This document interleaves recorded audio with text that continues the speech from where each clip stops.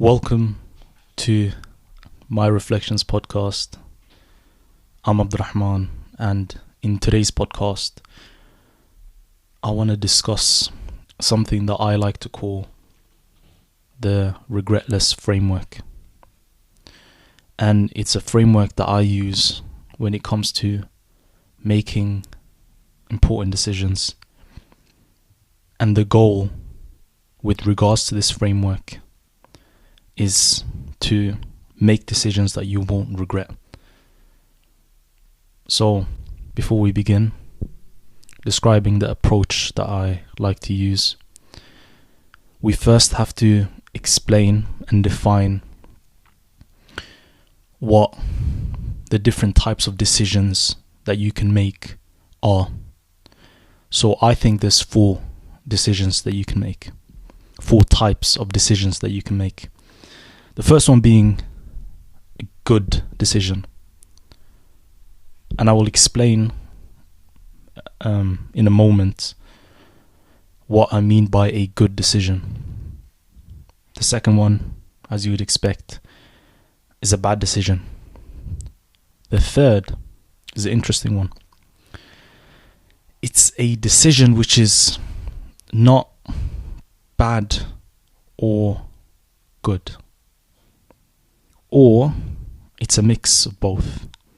So you can't look at that decision and say, this is clearly a bad decision for me. Or you can't clearly look at it and be like, that's a great decision for me. It's a grey area. So we will discuss what I mean by that further, and also the approach that I like to use when it comes to making those decisions.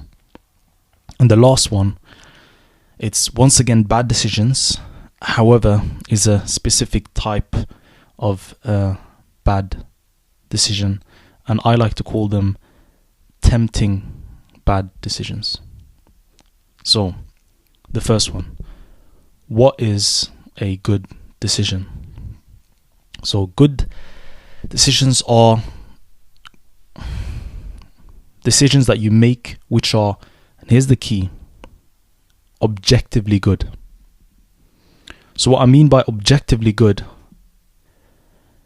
is that a person may say subjectively that riding a motorbike is a good decision for them. However, looking at it objectively, the likelihood is it will probably decrease that person's average lifespan if they were to drive a motorbike every single day for the rest of their life, compared to if they were to drive a car every single day for the rest of their life. So, therefore, when I say good decisions, they are good decisions regardless of your own personal opinion. So, an example of this is going to be something like eating healthy food, or exercising, or getting enough sleep, or being an honest, respectful person. And all these decisions are objectively good, because there's not going to be a scenario in which a person trying to get adequate amount of sleep, or deciding to exercise or eat healthily, is going to be bad for them. And I believe that's very important to highlight, because you may think a decision you're making is good. A child may become upset at their mother or father if they don't allow their child to eat the cookie from the cookie jar. However, the child doesn't realize that the parent is doing a favor for them. Their parent, whilst in that moment may look like some tyrant who doesn't want to let them enjoy life, the reality is they're actually looking out for them. But in that moment, you don't realize that. So when I say good decisions, I mean good decisions regardless of your own personal opinions, regardless of what you think. Decisions which are objectively good and will always remain good. So, what should our approach be when it comes to making good decisions? So what's the framework here that I like to use? I believe that when it comes to making good decisions, I think that we should do them immediately.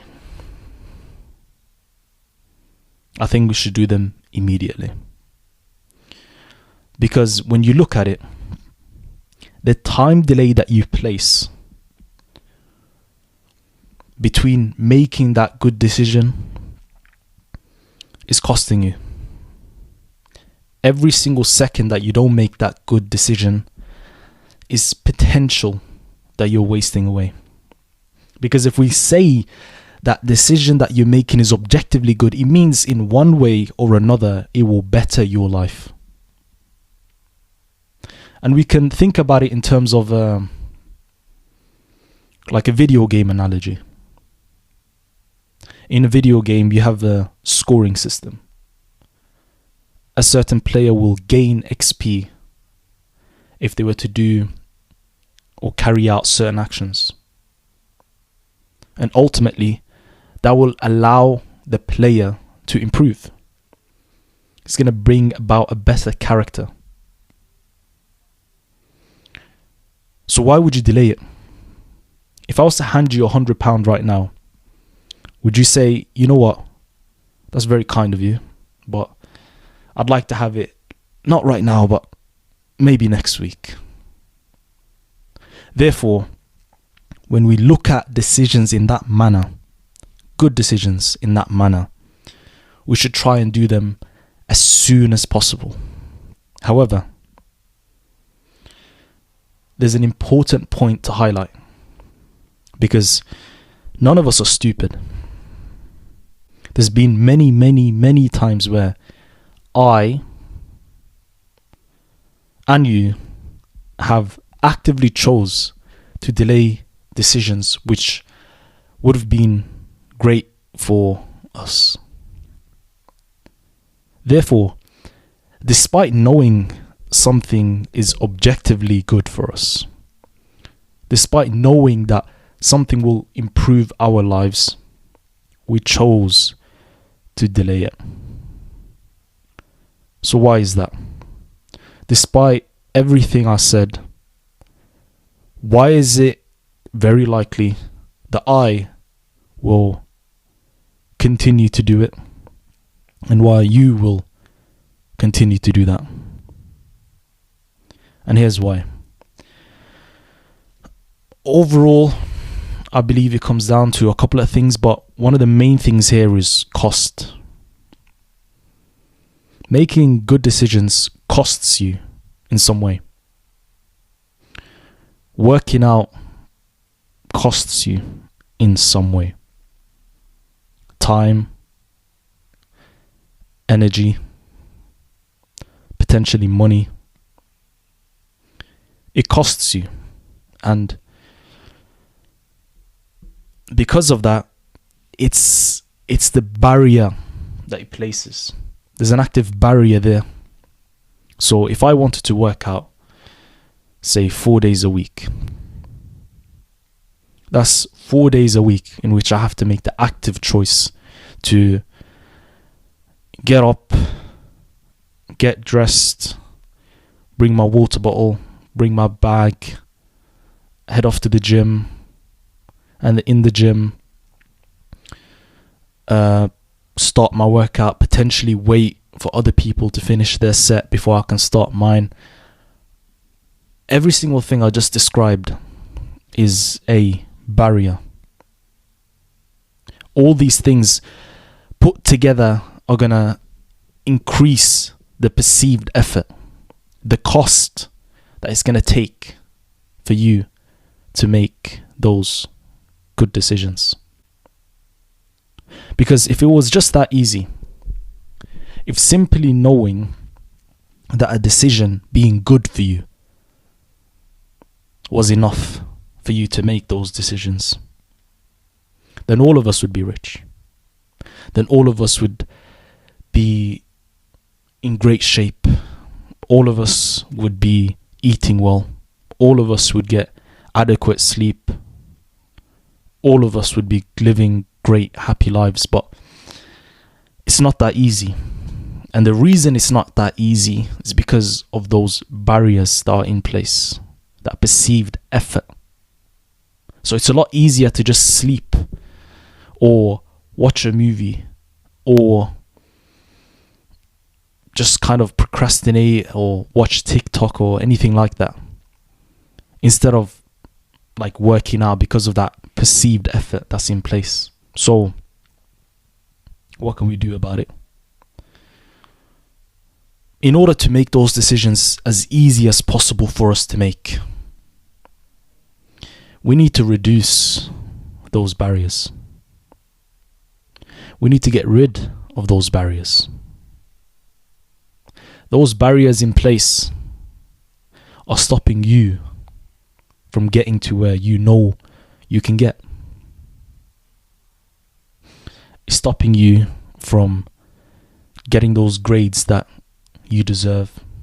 It's stopping you from getting into the shape that you've always dreamt of, or making a certain amount of money, or achieving some type of goal. Therefore, I would recommend that you list out those barriers, just like I have with regards to working out. And think about all the possible ways that you can reduce the effort required in order for you to make the good decision. Because ultimately, the likelihood is, despite this talk, or despite the 1,000,001 motivational videos that you can come across, people tend to take the path of least resistance. And ultimately, yet unfortunately, the path of least resistance often isn't great for us. However, imagine a world in which the path of least resistance is actually the path in which you work out, you study, or you work, you get up on time, you read, you help out your family, etc., etc. And those things, I believe, I don't know if it's completely possible, but I believe we can get closer to that. And the way to do it is by slowly chipping away at those barriers. And one way that you can think about it is bringing it back to the analogy of working out and going to the gym. Perhaps it'd be better if you were to work out at home, or it'd be better if you go to a gym which is a lot closer. It's a lot easier to go to a gym that's a 5-minute walk away compared to a 30-minute drive. Or when it comes to perhaps getting ready to go gym, having your gym bag already prepared the night before, or keeping your gym bag in your car. So all these ways that we can do it. However, there is one thing I haven't mentioned yet, and I believe it's an important thing to highlight, because even if you don't feel this way, it can allow you to understand why some people, despite everything I've mentioned, will still not actively choose to make good decisions. And that is self-destructive behavior, or not feeling worthy. It's all good and dandy knowing something is good for you, but if you don't want what's good for you, what are you going to do? What if you hate yourself? What if you'd rather destroy yourself than build yourself up? What if you don't feel like you deserve to be happy or to achieve anything? What if you don't feel worthy enough to be making progress within your life? What if time after time, day after day, you were told you were not good enough?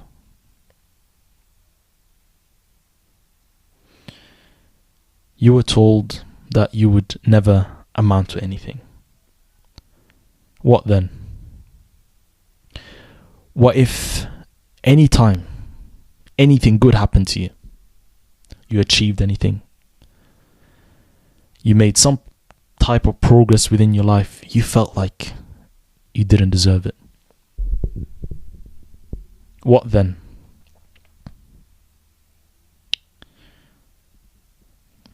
And with regards to that, I don't know what type of approach should be taken. I'm not sure. But I believe it's important to understand, because a person, perhaps they're not lazy at all. They might just feel that way. So I believe that's an important point to highlight as well. So to summarize the first part,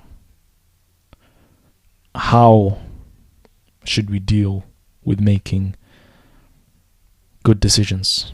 The first part is to first be able to say with confidence, be able to say with certainty that the decision that you are saying is good is actually good. That it's good for you today, it's good for you tomorrow, that it's objectively good. Not just because you feel a certain way in the moment, or you feel like it might be good for you, but it's actually good, regardless of what you think. So that's the first thing. And once you've been able to identify that decision as being good, being able to objectively say that it's good, now it's time for you to make that decision as soon as you possibly can. As soon as you can. And that's the approach that you should have. So that's the first thing. What's a good decision? We've explained that. And the second thing was, how should you be making good decisions, or how should you be approaching them? Now, for the second part, bad decisions. Bad decisions are going to be pretty simple to explain, because they're just the opposite of good decisions. So if you understand what I meant by a good decision, you're going to know what a bad decision is. A bad decision is going to be a decision in which it is objectively bad for you. Something like smoking,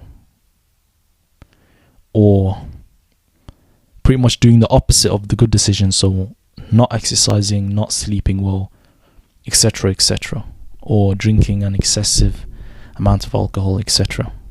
So those decisions are objectively bad, and you know they are bad, or at least perhaps you don't know it's bad, but regardless of what you think, it's still bad. So how should you approach it?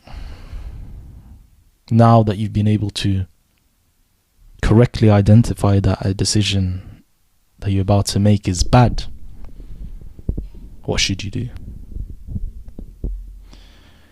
I believe with regards to that, with regards to the negative decisions, the bad decisions, you need to do what you've done with good decisions, but in the opposite way.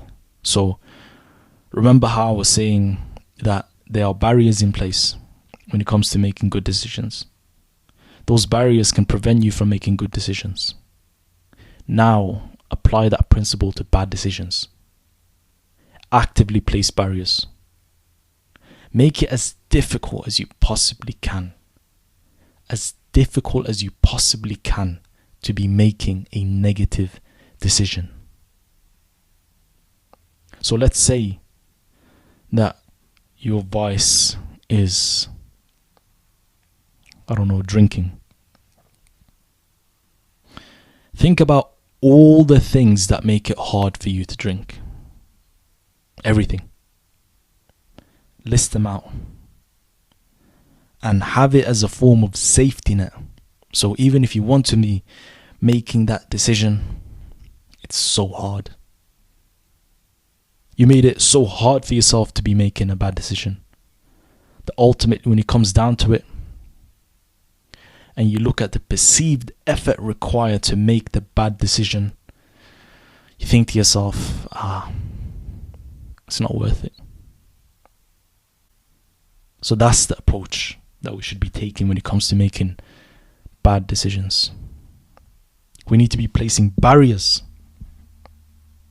as many barriers as you possibly can, because it only requires one bad decision to ruin your life.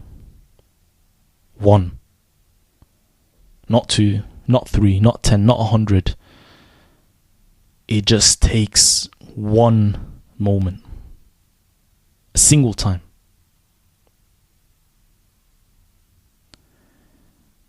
A person pulling a trigger in that moment made a bad decision, and for the rest of their lives they will face the consequence of that bad decision. In fact, let's look at the Quranic story of Adam alayhi salam. Adam, the first human. We all know the story. Adam and Eve were in heaven. They were in Jannah. And a very interesting point here is Allah, when addressing Adam, said that don't come near the tree. Don't go near the tree. It didn't say don't eat from the tree. Because when you're that close to the tree, to the point that you can eat from it, you've pretty much lost already. The temptation is too strong. So once again, look at the principle being applied here. It's about making the perceived effort great. If you can't even go near the tree, how could you eat from it? And that's ultimately that one decision. The one decision that took Adam out of heaven, out of Jannah, was him breaking that rule. There was one rule: don't go near the tree. And ultimately that's all it cost. That's all it took. So when it comes to bad decisions, it only takes one. It only takes a single moment, a single time, and that could cost you for the rest of your life.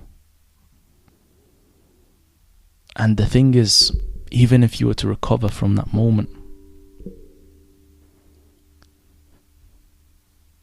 the crazy thing is, it can still live with you forever, because you can never go back in time. No matter what you do, no matter what you do, no matter how you try to rectify a bad decision, you still made that decision. Perhaps it's not you now, but you still made that decision, and that regret, that feeling that you have, could live with you for the rest of your life. And I'm not saying this to put anybody down, because I make bad decisions. You make bad decisions. But the reason why I'm trying to emphasize this point as much as I possibly can is because there's a principle here. A very important principle. And that is avoiding bad decisions are greater, are more important hold more weight than making good ones. And that's the key. And that's something you have to remind yourself constantly. And that's something I have to remind myself constantly. Try to avoid those bad decisions as much as possible. And the way we do that is by increasing the barriers, increasing the perceived effort, distancing yourself from those bad decisions and those vices as much as you possibly can. If there's a bad decision or there's a vice that you have, you need to make it like a living hell. A living hell in order for you to make that decision. You need to be making the effort required in order to make that decision so hard that you think to yourself, you know what? It's not worth it. And it's also important to remind yourself about ultimately recognizing that bad decisions, a single one, could ruin your entire life. And I believe that when it comes to making decisions, I believe that stopping bad decisions are more important than making good ones. Because think about a person who's stuck in a deep, deep hole. What's the first thing that they need to do? If that person dug themselves into a deep, deep hole, what is the first thing they need to do? What's the first step?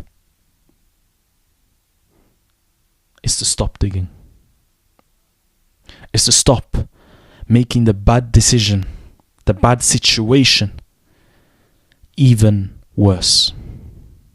That's the first thing they need to do.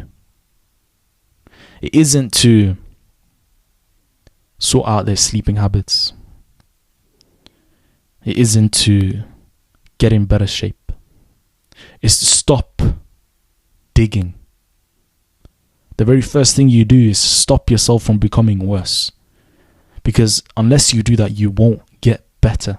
So, to summarize, what is the approach that we should take when it comes to making, or rather avoiding, bad decisions? Number one, first recognize that it's bad. And I've explained what I meant by a bad decision. But it's important to say that as well, because you may not see it as being bad, but if it's objectively bad, then it's still bad, regardless of how you feel about it. So, it's first recognizing that it's bad. Number two, it's about understanding. It's about understanding that a single bad decision is all it takes for you to ruin your entire life. A single one. Third thing is the principle that we mentioned. And that is that avoiding bad decisions, avoiding them, not doing them altogether, is so much more important than making good ones. And why is that? The reason is because unless you stop digging a hole for yourself, you can't better your life, you can't get out. So the first thing you need to do is to stop those bad decisions. And finally, the approach that we should take is to place as many barriers as we can between us and that vice, that bad decision. And ultimately, try to avoid it. Try to make the active choice to not do it as soon as possible. As soon as possible. Just like with good decisions, we want to do it as soon as possible. You want to be avoiding bad decisions as soon as possible. And so far, we've taken a very black and white approach to this topic of making decisions. But as we all know far too well, making decisions aren't always black and white. Sometimes things are neither good nor bad. Sometimes they're both good and bad. Sometimes you have to weigh up the choice. So, when the decision isn't clear, what should you be doing? And here's what I think. When it comes to these grey area decisions, the approach I like to take is one, the opposite of what we've done in the good and bad decisions. And that is, rather than making any immediate decision, wait. The key here is to wait. Time is your friend when it comes to these grey area decisions. Before you decide something, sleep on it. Take your time. Allow yourself to reflect on the decision and weigh up the pros and the cons. Is this decision worth making? Is it worth it? And sleep on it. And then ultimately make the choice. But do so without regret. Because the regret lies within the person making the decision immediately. Don't do that. Try to really think about it. Try to really weigh up the pros and cons. And then, when you feel like it's time, when you feel like you're ready to make a decision, then make your decision and leave the rest to Allah.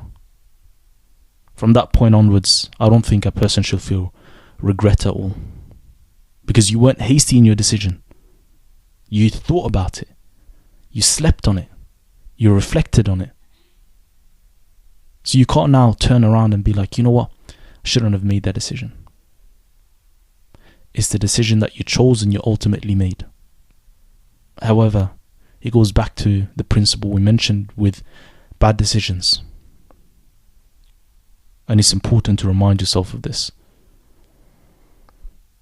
And that is that avoiding bad decisions are a lot better than making good ones. So if you find yourself in a situation in which it's a grey area decision, you don't know if you should be making this decision or not, remember, avoiding making a bad decision is better than making a good one. And whenever I've taken this approach, used this framework, I've found that ultimately a lot of the times when I sleep on it, when I think about it, when I reflect on it, I think to myself, you know what? It's best to avoid taking the risk. It's best to avoid it turning out to be a bad decision. So ultimately I don't make a decision. However, there are times, and there have been times in which I think about it and I think, you know what? This is both good and bad. And I recognize it. I know it's both good and bad. However, after sleeping on it and thinking about it, I think to myself, this is a risk I'm willing to take. And ultimately, from that point onwards, there is no regret. Because I chose to make that decision. I thought about it. I weighed up the pros and cons, and when it came to the decision, I was willing to live with the results. So that's how I approach the grey area decisions. So, now the final one. Tempting bad decisions. Tempting bad decisions. Now with this, you have to be honest with yourself. You have to be realistic with yourself. And I like to try and negotiate with myself. And one thing I like to do is I like to tell myself, you know what? I can tell this is a bad decision. And it's tempting. And I know it's tempting. So I like to negotiate with myself by saying, you know what? Wait till tomorrow. Just wait till tomorrow. You don't need to do anything now. You don't need to do anything now. Just wait till tomorrow. And ultimately, when tomorrow comes, I find a lot of the times that it was just the moment I come back to my senses. And I remember how destructive bad decisions can be. And I remember the principles that I mentioned. But in the moment, you have to recognize as well, you're a human being. And a lot of the times, you really need to negotiate with yourself. You need to speak to yourself. And that's one thing I like doing when it comes to tempting bad decisions. Tell myself, this can wait. Just think about it tomorrow. And I believe when you do that, between then and tomorrow, it gives you time to reflect. It gives you time to ponder and think.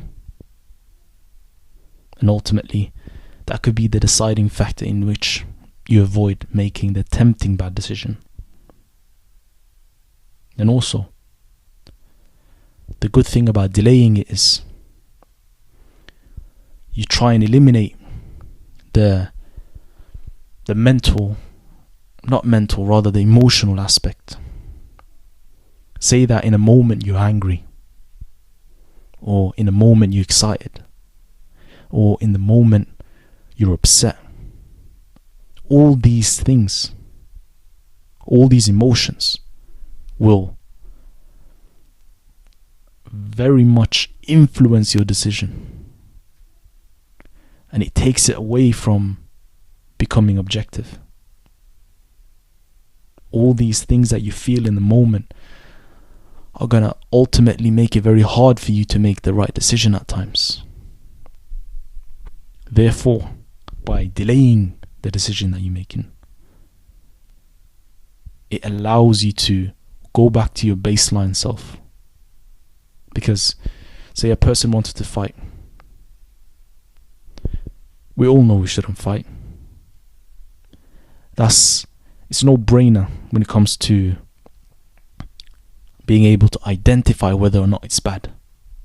However, in the moment, if things get heated and you get angry, suddenly common sense goes out the window. Common sense goes out the window. So now it's really tempting to make that decision. But in that moment, you have to take a step back. You have to.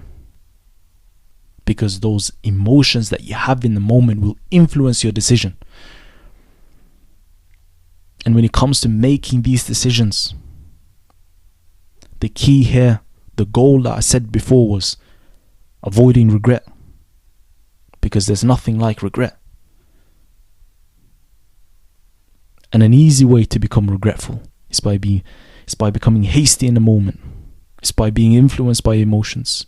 And ultimately making decisions that you look back on and think, it wasn't worth it. So one way we can do that is by delaying that decision. Delaying that decision. And alongside this, it's by using all those things that I mentioned before. Prevention is better than a cure. So, if you've made it so you placed multiple barriers in place when it comes to making decisions, bad decisions, then it should be very hard for you to make those decisions. However, going back to the analogy of fighting, things can come up in the moment which you otherwise would not have been prepared for. But in those moments, you have to really find a way to step back. And a approach which I like, which I think is useful within this very context, is that described by Jocko Willink, in which he says people have to detach. You have to detach in the moment. You have to really take a physical step back and try to give yourself a moment and not just re-engage. Really take a physical step back and try to see a situation for what it is. And that's one of the ways in which we can avoid making the tempting bad decisions. As we're coming to an end, I want to conclude with a very important point, and that is we must have a systematic approach to making important life decisions. Think about the worst possible outcome. Evaluate intensively the potential downside and ask yourself, is that something you're willing to live with? Think about the upside. Think about the downsides and weigh them up. And a practical way for you to see if a decision makes you better off or worse, start thinking about how your life was before and after making the decision. Did it improve or did it get worse? And that's it from me. I hope this was useful, and I hope it helps someone out there make decisions that they won't regret. I've been your boy Abdurrahman. Thank you for listening, and I hope you have a wonderful day. Salam.